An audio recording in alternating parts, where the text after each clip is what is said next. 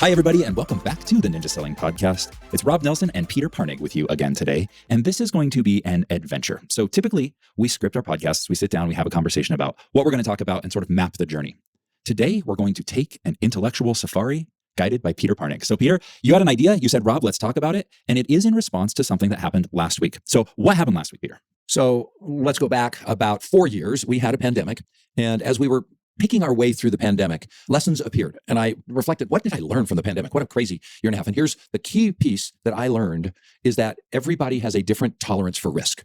And how that keeps reflecting it is as we fly around and do installations, there are still many, many, many people on an airplane who are masked. Yes. And so you go all the way from, it was a hoax by, somebody all the way to, I don't want to get COVID now. I've still met like 3 people that never got COVID, which is amazing. Yeah, no kidding.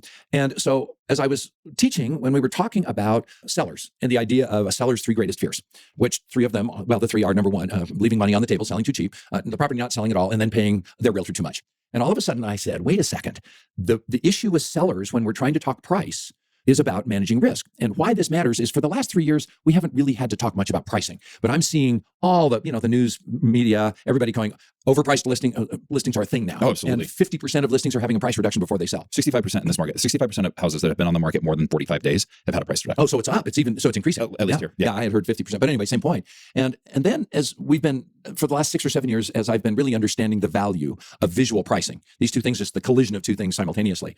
For me, and my joke, and I think this is a valuable piece here, is that the way the real estate industry has related with sellers always started with, let me walk into your house, tell you everything that's ugly about your baby. Let me criticize it, all the things you need to do to get it right. And then let me pick a fight with you. How do you like me so far? And the fight we have been so often engaged in is about price. The seller wants one price. And now if you really think about it, the seller has been immediately adversarial to the people that they're helping, that they've hired to help them. And it's always been uncomfortable. I've always had this intuition, maybe there has to be a better way. Sure. And then all of a sudden, the snap was that when a seller overprices something, in our mind, they're just expressing a tolerance for risk, yes, which is, I don't want to leave money on the table. So the aha was, after understanding the value of visual pricing, and if you were watching this, the visual is always, prior to visual pricing, it was a me versus you. You're the seller. You're trying to convince me, the realtor, that they want more. I'm trying to convince you as the realtor to price it, oh my gosh, if I hear this again, realistically. Yes.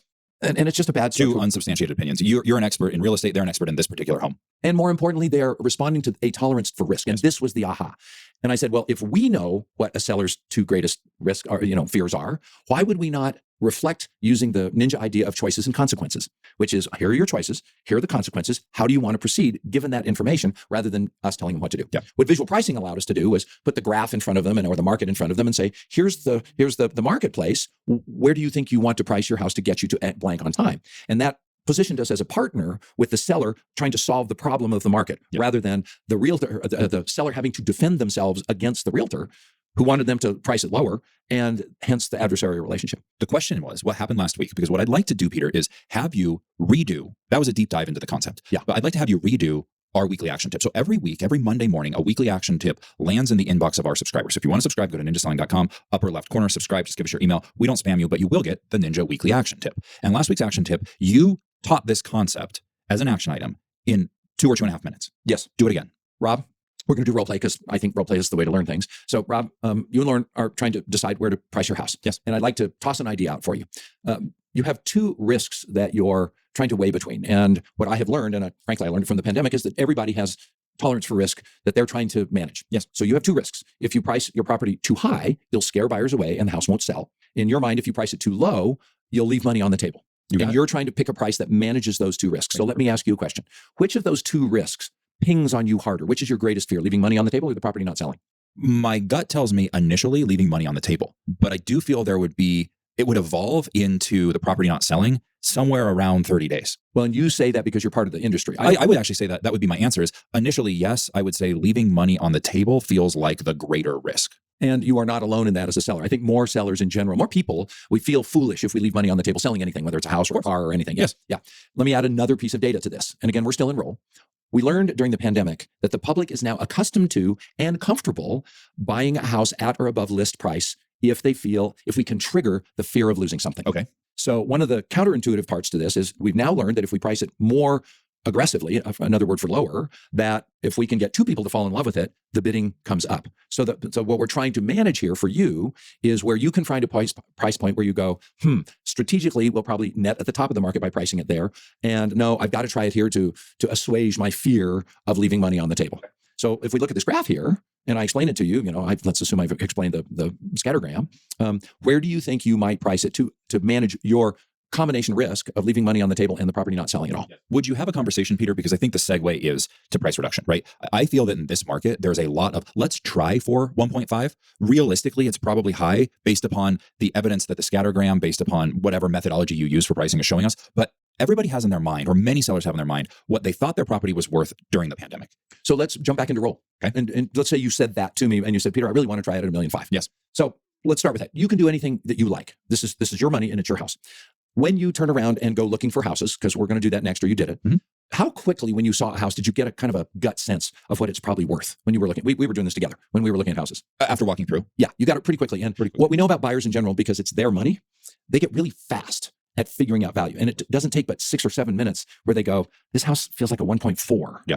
And so if you reflect back on when you were looking, which would trigger your fear of loss more? That 1.4 house listed at $1,375,000 or that house listed at 1.5? Yeah, fair question. I believe for me, it is the 1.375 and being willing to pay more is still very relevant. Especially, it fits into the broader ninja strategy of maximum exposure and creating a competition scenario as opposed to a selection scenario where we're sort of going backwards. So, because we're sort of weaving in and out of role play here, which I think it's fun to do, because I think when you hear it in a role play context, you can go, that feels like I could get that out of my mouth. I think you're exactly right. And I think if you go back to step 3, when we articulate our 5 points of value and we say, number 1, I'm going to walk through your house and show you how to enhance it so that you'll net top dollar. Number 2, we're going to design a pricing strategy. And I think this is worth putting a bookmark on. We don't say, I'm going to do a CMA for you. Right. And that comes from an old study. Nobody asks for a CMA. They all ask, and nobody being sellers, they want a pricing strategy to get them to the top of the market and get them to their destination on time. Absolutely. The CMA is the tool, but it's not what they're trying to get to. And quite frankly, all of this is rooted in the value clarification question. 100%. Yeah, exactly. All right. So I want to role play. So you just presented this to me.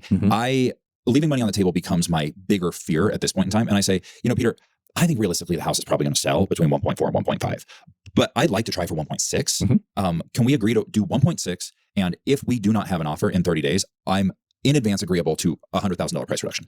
How do you respond to that? Well, first of all, that is never what they say. So let me put it in what they generally say. And because if they're granting me a price reduction in 30 days, I've kind of got what I want, especially if I'm in an upper end price range and 30 days on the market is not oh my gosh, this is a horrible house. 30 days on the market is in the ballgame. But what they normally say is, Peter, I'm not, we would need to sell this at 1.5. And at that point, so try that and be a little harsher with me. Okay, Peter, we need to sell this at 1.5. So let me ask you a question, Rob. How long, if no buyer will write a check, if no buyer will pay 1.5, assuming we agree on the marketing and the exposure, how long do you think you need to leave it at 1.5 million before you will feel comfortable that you haven't left money on the table? Probably 30 days. Okay. So perfect. And now let me tell you what's going to happen. One of 3 things will happen in the first 3 or 4 days. And we're going to be watching, and I'll probably be talking to you every day, because I'll be able to see immediately when we put it on the market how many realtors have looked at it in MLS, how many hits we've got on the internet, because that's all happening in real time. If we get a lot of looks, that and no showings, it means your house has been rejected online. And I'll just give you that data and you can manage it how you like.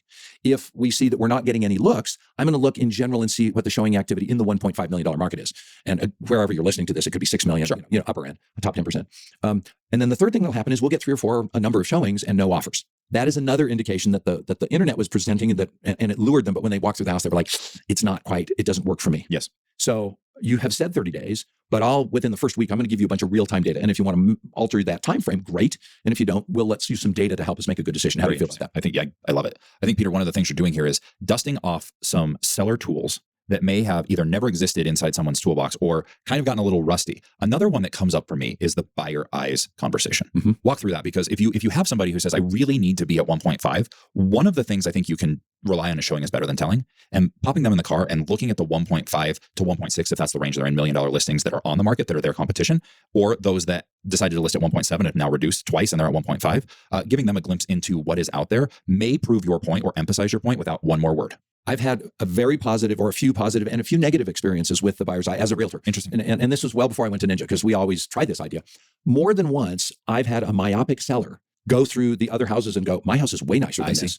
And all of a sudden now it's like, I almost shot myself in the foot. So I got a little traumatized by doing that because I had a couple of bad experiences and I don't want to say bad, but I didn't have a good system to manage them. Gosh, that sounds bad and say, you're myopic. I understand. Yeah. And I never was able to come up with what if they look at the houses that are clearly better than theirs and go, my house is just as nice as my father-in-law sold a house a couple of years ago, and he really thought there was tremendous value in that glass block shower. Oh, yeah. It's stunning. Yeah. Well, and the track lighting that I put in 2008, it's really great. And these countertops, when I replaced them in 2012, they're just as nice as. And so the myopia or the dysphoria, whatever it would be, I never came up with a way to manage that if it goes wrong. Okay. And so I became reluctant to do it. I just got gun shy. I had some post-stress traumatic buyer's eyes pricing disorder. Yes. And so I'm sure somebody listening to this will go, oh, no, it works great. Because I know it's a ninja tool. Where it works tremendously well is when you have homogeneous properties. Yeah. Same floor plan, different upgrades, a condo on a higher floor, like those sorts of things. When you're talking pure custom and especially style, then it becomes almost personal.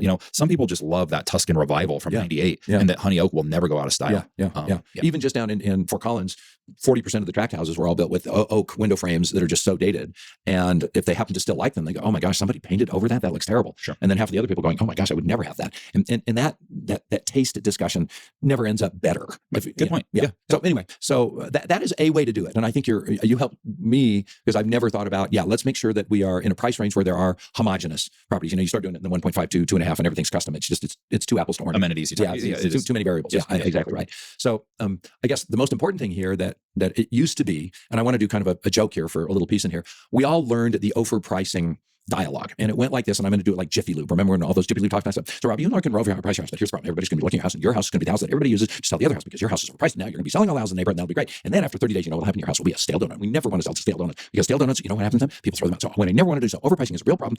And it's like, we all said that stuff. And I guess it sounded cool, but it fell on deaf ears because we weren't addressing the issue of, you're not helping me not feel like I've left money on the table. Mm-hmm. And so this new idea here of just handing it back to them and asking them to identify which risk is more present for them, more, I don't know, there's a better word here, more important to them. Yes, weighs heavier, yeah. And it works because now I'm not trying to explain to you that you've arguably made a bad decision, which people defend immediately if you're trying to tell them a bad decision. And if I see one more headline, well, I don't know what I'll do, but I've probably seen 20 email headlines in the last month, how to convince your sellers to price at the right price. The convincing thing is so non-ninja. And it's like, wait a second, let's just let them understand what they're really dealing with. And and I think it's already working quite well. Yeah, I think you've created something that weaves into the philosophies of Ninja so well, which is we control the process, they control the decisions. And all you're doing is asking a question that is helping them decide what's more important in this scenario. Add the layer of, here's your choice. Here's typically the consequence of that choice. Which do you feel you want to make? Yeah. Now it's just, it helps them get clarity. Yeah. It's like, I never realized that's really what I was toggling. Yes. So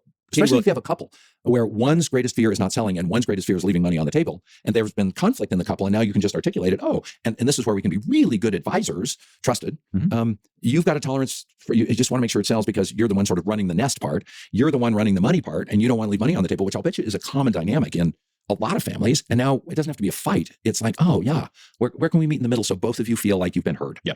Katie Williams says it 7 times, 7 different ways. You have to have it 7 times, 7 different ways to really make sense, to really be reinforced. So Peter, say it one more time. What is the question that you would ask in that scenario to a seller or sellers? Rob, I'm going to do it in role play. Generally, sellers are trying to toggle with between two risks. First is pricing their property at a point where they won't lose money, when they won't leave money on the table, or pricing their property where they feel like the property won't sell. So where you price your property triggers fear of leaving money on the table or the fear of not selling. If you had to decide for yourself, which fear is more anxiety producing for you, leaving money on the table or the property not selling, which is a higher risk that you perceive for yourself? There you go. Yeah, there it is. Yeah. Peter, we started this by talking about risks sort of outside and the pandemic and all of these things. It's a really interesting time to reflect on that and how much things have changed, right? You're right. There are still people who are wearing masks on planes, and there are still people who, I'm one of them, by the way. I've gotten sick on planes so many times that unapologetically. And I kind of like sometimes it creates a sense of privacy.